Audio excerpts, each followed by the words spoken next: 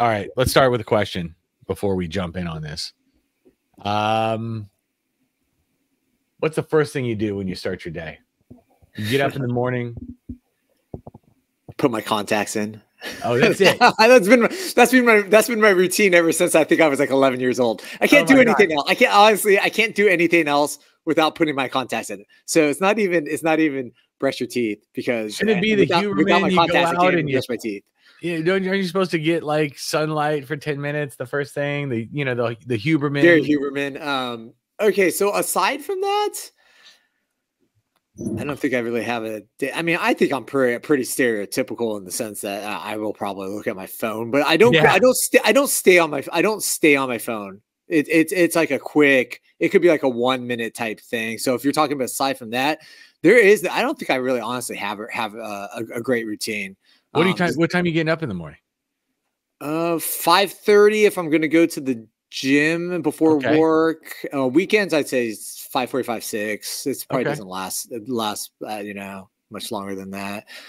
Sometimes we have kids, like during the weekends, my youngest will come sometimes like sleep on the floor and stuff. So I have to like creep out of the room to go do anything because I don't want to wake him up. So it just depends. It really does. I guess I don't have a routine other than putting my contacts in. Well, you got to, I mean, you get up and you get up at 5:30, you one eye check your phone, maybe read an email or an article, and then tiptoe out of your room. I mean, that's kind of my morning. I think that's a bad kind of morning, to be honest with you.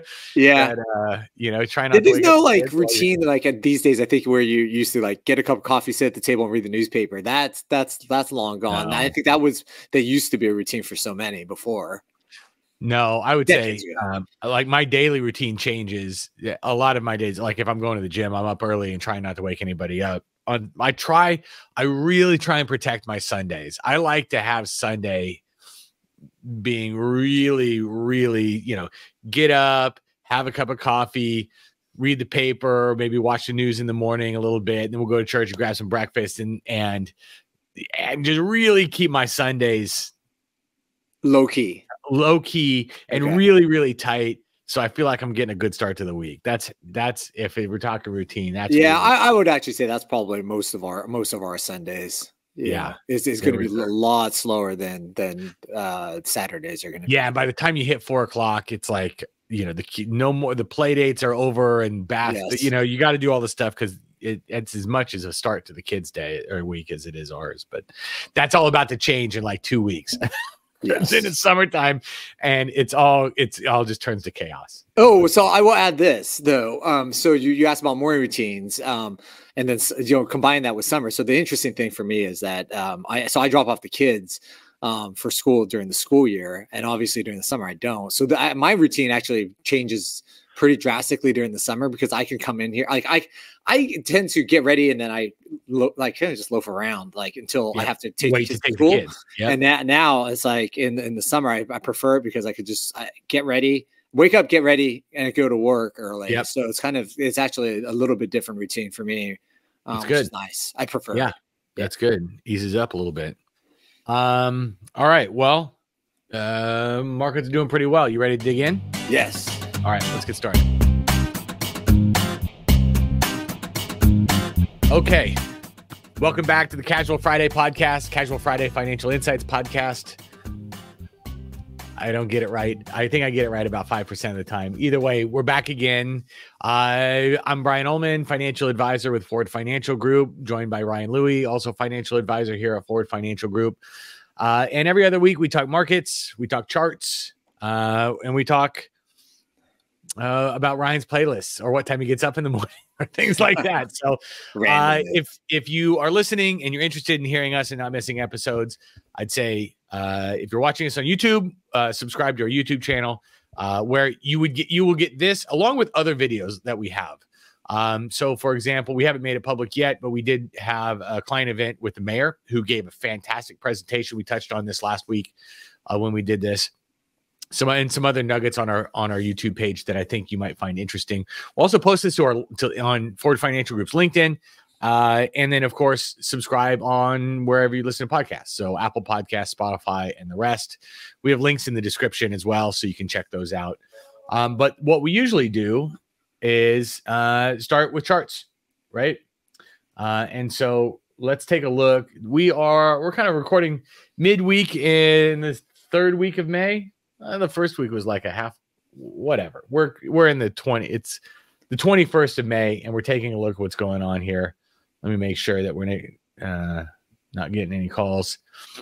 And we talk over and over again about how lousy August or April was, and we're into May, and goodness, one of the things I've changed out on this, Ryan, is that I've dropped the small cap index, the Russell. Okay. And yellow is the ag, because I think including bonds in this year to date kind of description is helpful. And so if you are listening to this and not watching, you'll see as we record this, market is closed so this is through the close on 21st. S&P 500 up more than 11.5%. NASDAQ up about 11.25%. The Dow up 5 3/4, almost 6% on the year.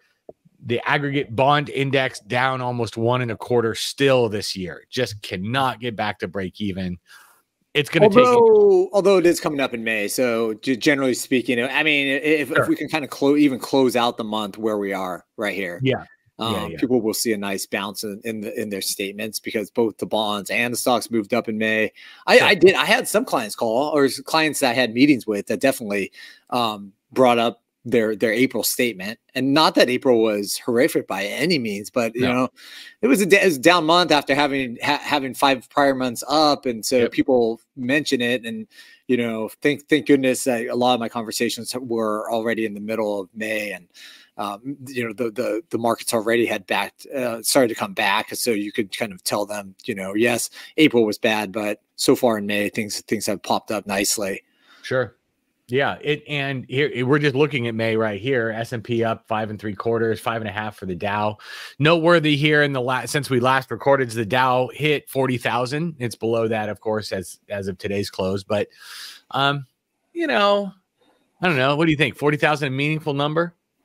It's for whatever the Dow is worth. I know we've talked about this. It's the index that that everyone tends to be familiar with. It's large numbers. Sure. People can't really generally quote what's the NASDAQ what's the NASDAQ at, or what's the S&P at. It's not a number people remember, but people do know kind of what the Dow's at. So it is most known for that, even though the components in it are not nearly as relevant today as it used to be.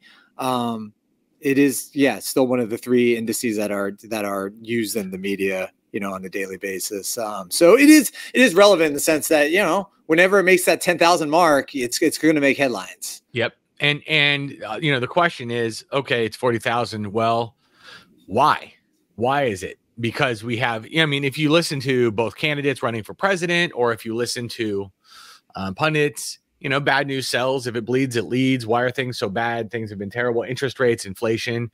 And man, I saw a chart. I don't know where it came from, so that's why I'm not posting it here, because I can't give it credit. But the price for menu items on McDonald's and Taco Bell in 2019, 2020, and now, and it's like, I don't know. I want to say a cheeseburger or a double cheeseburger at McDonald's is up 130%, for example. It went from $1.25 to, $4 or something like that. I think, unfortunately, that probably doesn't surprise anyone, as we've all seen these prices over the last couple of years, and especially food prices. Higher. Yeah. Right. But that's why people feel lousy about things. But our first chart is why is the market hitting all-time highs? Well, rising household net worth is hitting all-time highs, and looks pretty healthy. It eclipses the peak of the previous peak of the 2008 financial crisis. Households are doing well.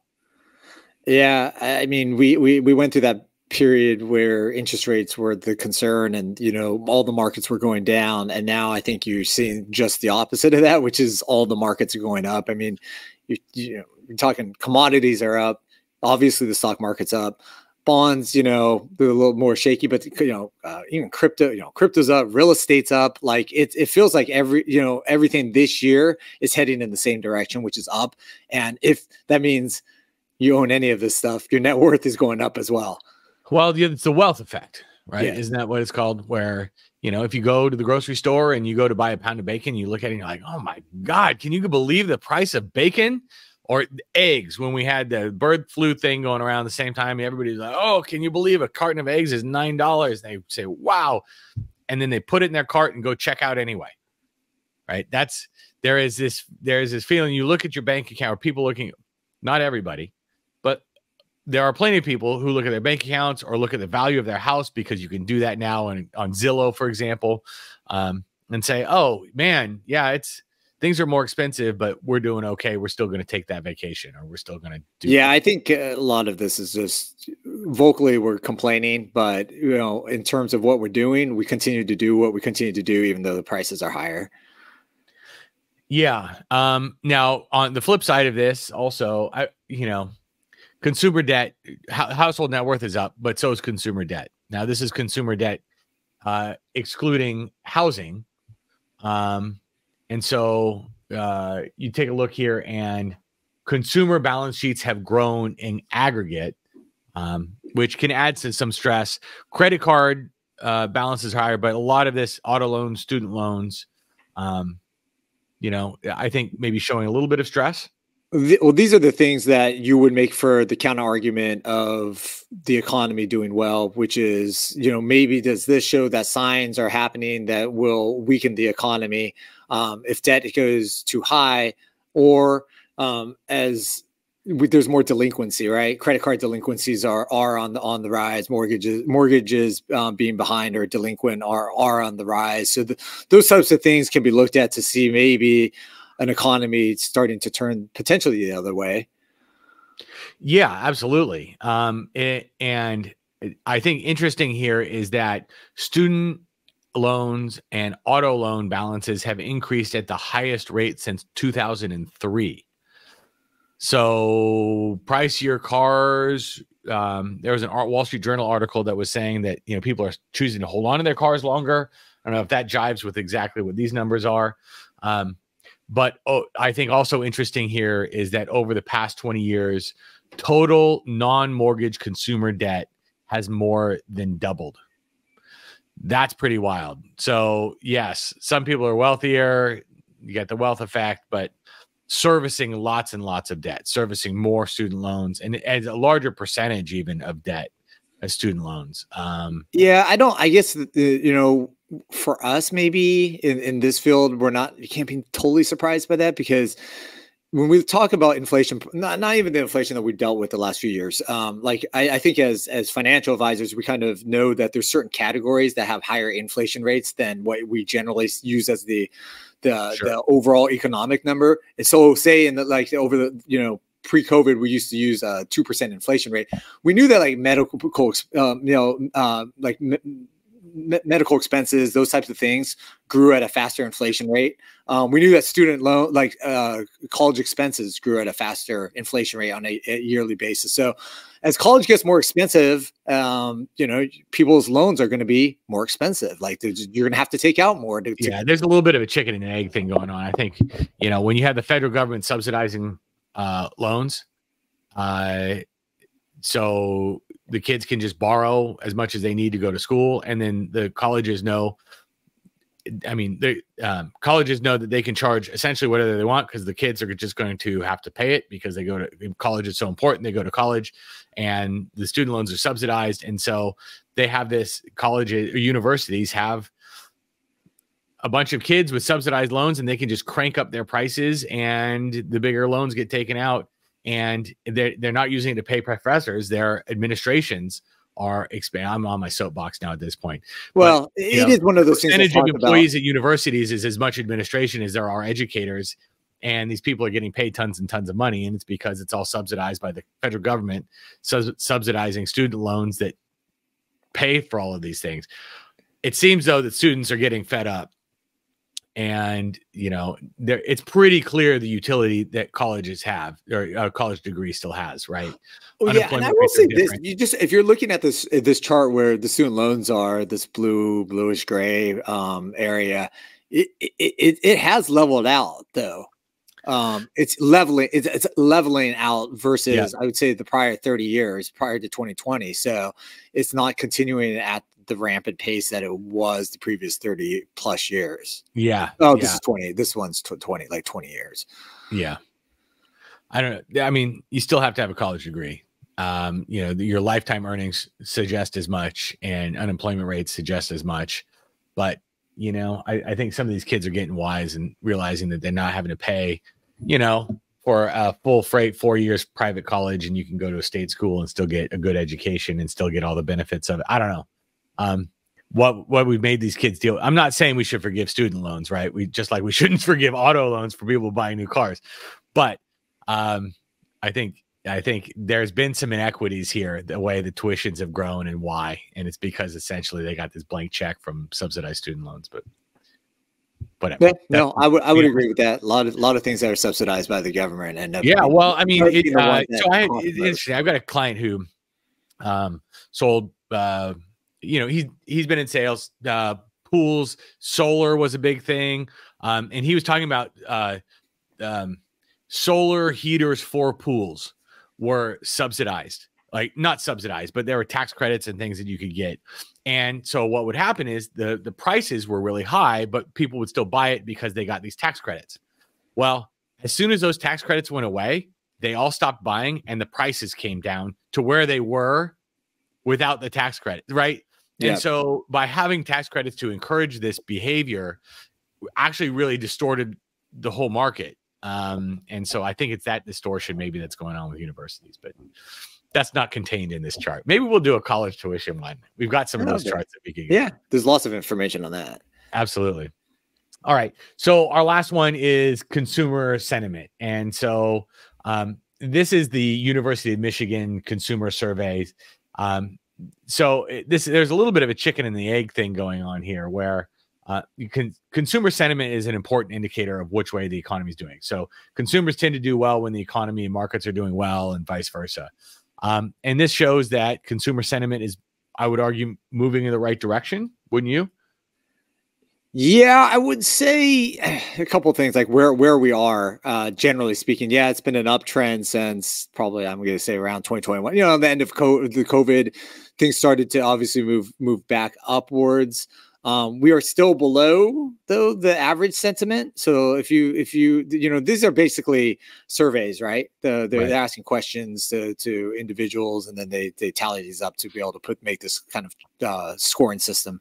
So like if the average sentiment historically over this 40-year period ish time period is 85, and we're sitting at 67, we're definitely below it, but I think it's it basically crashed like everything else during COVID, right? And then all gives that uncertainty, and now you have inflation problems from COVID, and so it has rebounded from the lows, but we're not still above the average. So heading in the right direction, but not happy, maybe. Yeah, then the lows were if you look here, it wasn't exactly 2020s where we were hitting the most recent lows.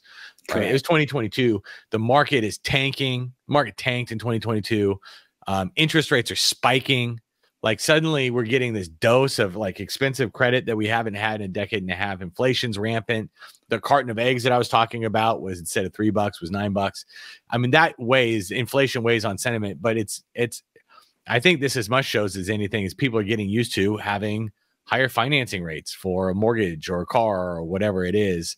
Yeah, I would agree. I think like one of two things have to happen, like either, and both of them probably have to do with inflation, is that the inflation has to not be something that we're all so concerned about, because when you talk about inflation, it's a negative thing. And if it's on people's minds, it does not make people happy. Or consequentially, we just get somehow, the inflation doesn't necessarily get back to where, it was in the low, say 2%, but we just get used to it and it becomes an old story. Yeah. And then if it doesn't become such a problem, but I just think that it nags on people when you have to talk about like consumer expenses and sentiment. And there are two things going on here, though, right? So let's say inflation stays at 3%, or let's say it even goes down to 2%. Interest rates aren't going back to 0. Right. That is so. Yeah, we could get back to the Fed's target 2% inflation rate, but it's still going to cost you 5 or 6 or 7% to finance a car purchase or a house purchase. So the days of 3% mortgages and 0.5% car loans are, I think, in the rearview mirror. I don't want to say for our lifetimes and be over the top, but for a good long time, barring. Yeah, and I don't know if to get sentiment higher, would it make sentiment higher if interest rates are really low? Probably yes, but I do think eventually people just get normalized to not necessarily the rates we're at today, but they will probably go lower in the next year or two, and as they do, people will normalize that, and so that will be less of a sticking point for them. That they're weighing that being a problem with their thoughts on the economy. So if we're looking at this kind of full circle, why is Dow hitting 40,000 and investors are feeling good? One, you could say household net worth is at an all-time high and consumer sentiment is trending in the right direction. And all of this, even though consumer debts have grown, one would argue they're still manageable at this point. I mean, those are all pretty solid indicators that if you're looking at this at the macro, like that would suggest things are going well, and that's why equity prices are moving higher. Is it perfect? No, there's a hell of a lot of debt out there. Well, it's also not catastrophic by any stretch. Yeah, there's a million data points. Not all of them are going to be heading in the right direction at the same time.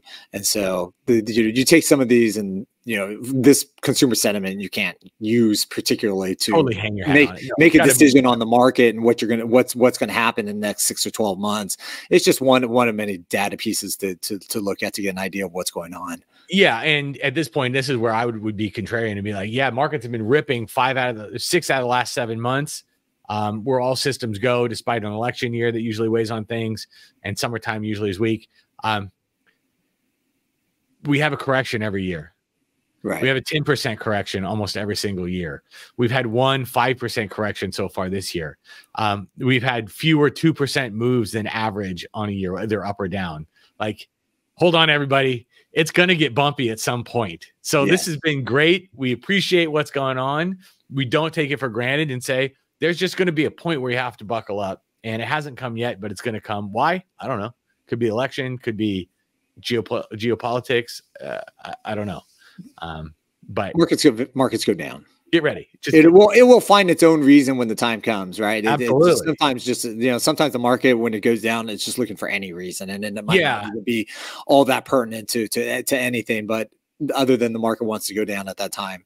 Yeah, and I want to be clear though. It's not what goes up must come down. This isn't gravity where we go back to zero, right? Markets take 2 steps forward and 1 step back. It's still progress. In fact, sometimes they take 3 steps forward and 1 step back. So I'm not saying it's like a crash is coming. I'm just saying there are going to be a few more Aprils in front of us, right? And when, I don't know. We can't tell the future. So, all right, Ryan, what's on your mind? What's on your mind? So like we keep talking about summer coming up. So, that my oldest son had severe food allergies. Like he was allergic to literally almost everything growing up. And he's at like the tail end of his treatment. So he could pretty much eat everything. There might be a circumstance of he drinks milk or, has an egg or something like that ends up causing him a little bit to have an upset stomach, but it's nothing real hazard to his health like it used to be. So this is like the first year where we get to go on summer vacation, when the family summer vacation, and he gets to enjoy the foods that we all enjoy. We don't have to. Usually my wife has to be very cognizant about packing his allergy food. So like the stuff that he has to keep taking to get better. Yeah. Like she used to have to take, 2 weeks of milk with her, like a special kind of milk, because it's treatment food. And so this is the first year where, we get, again, travel, don't have to worry about going to specific restaurants for him. That's great. He gets to enjoy whatever we want to eat. And so, importantly, you are going to a place where eating is a critical part of this trip. Yes. Yeah. So for those that haven't told, we're going to Italy in like 3 weeks. And so pasta time. Yeah, he definitely will. be finishing his treatment, or he's finished his treatment at the right time. Let's say going to, heading to the right place to indulge yourself with the foods that we're going to be having. If I were him, I'd go ham on the gelato. Yes. Every single day. Yes. Yeah. He's good. He'll enjoy it. So that's what we've been dealing with. Cause again, normally we have to start really thinking about how to plan this trip for him in terms of just the food aspect. And we don't have to really as much this year, and he can enjoy it as much as he's ever has. So it should be a fun trip for him. It's good. That's good. What's going on with you? Or what do you think about? What's on my mind is what's on my face right now. I went and had my eyes checked because things weren't working the way they used to. And I was in there and the doctor was like, "Oh, hey, nice to meet you. Yeah. You look like you're in your late 40s. So yeah, I am. You're pretty good at guessing ages." He goes, No, I just looked at your chart and you need glasses. And so I've got bifocals now that I'm having to get used to. Yeah. See, are those bifocals? No, they're just readers. They're reading glasses, but I have mine as well. Man, it like, I know they said, oh, it takes a couple weeks to get used to. This is taking some getting used to. I don't know. Now I understand why my 10-year-old couldn't catch a baseball in right field, because he couldn't see it. Like I don't know. It's taking some getting used to. I know I sound like I'm sniveling here, and maybe I am. You'll get used to it. It's one of those things that I think the time to get used to it takes different periods of time for different people, but you'll get there. Yeah, I'll get used to it. The more you wear it, the faster it'll be, right? So you just got to be diligent about wearing it. Yeah, I'm about 50-50 right now. But, I'm not going to wear it like it's playing tennis. I'm not going to wear my glasses. I'm sticking my sunglasses. I haven't gotten to the point where I'm going to get prescription contacts. Well, I haven't even thought about contacts, but prescription sunglasses or something like that. I'm going to take this one step at a time. So I got some glasses and we'll see how it goes. But yeah, the only other thing on my mind is that Joe Perry is in my head right now about buying workout equipment to put in my garage, specifically a rowing machine. I should sell you mine. My wife would probably prefer that. She's the only one in our household that will use it, periodically. I think she'd be more than happy for us to get rid of it. So we'll see. My gym has talk to me before you make any purchases. Yeah. My gym has a rowing machine, so I need some proof of concept that I'm actually going to do it before I start like dropping money. That probably would have been better off for me as well. That I actually tested it out before buying one. Yeah. Well, it's not a pleasant workout, but we'll see. I don't know. We'll see. I also hesitate because my stuff lives in the garage. And when it gets to 110 degrees here, there's not a heck of a lot of motivation to go get, even at 4 a.m, 90 something degrees in my garage to go work out. It's not. Yeah, that's tough. And I will say, for those that maybe have not ever used a water rower or a rower, to me, it is the most excruciating exercise out there, and probably the reason why I don't use mine very much is because I know how bad it's going to be, and so I just ended up avoiding it. Yeah. But it's good for you. To me, it's excruciating, but it is, to me, probably, swimming's up there because it's like the full body workout, right? But most of us just don't swim for exercise. And so I tell people, the water rower to me is probably up there in terms of like one of those great full body exercises, kind of give you cardio. You have the resistance, you're using your legs, using your arms, your back. It's everything. It really is a great exercise, just super tough. It's tough. It's not as, I'd still take it over the air bike or the assault bike or whatever they call it, or the those are tough damn skier thing that I've talked about before. But baby steps. I'll get there. We'll see. But so that's what's on my mind, is seeing the numbers on my exercise equipment and then using the exercise equipment. There you go. Well, good. We're going to leave it there. I will say, if you haven't already and you've listened this long and you haven't subscribed, like what's going on? Like you're like what are we, like a half hour into this and you haven't listened to this at all, or you haven't subscribed. Come on, let's do it. And we are going to have a special guest next week. We've got Brian Domingos, who was last year's president of the Fresno County Realtors Association. He's been recognized among his industry as being one of the best in the business. He is an absolute straight shooter. And so we're going to do a breakdown next week of the local real estate. Well, we'll talk a little bit about the national real estate market, what's going on with commissions and things for realtors, because that's a really, really big change that I'm sure our guest is sick of speaking about, because this change happened under his watch as being involved with the Realtors Association. And then he's going to talk what's going on with housing, right? There's not a whole lot of houses to buy, not a whole lot of houses on the market being sold.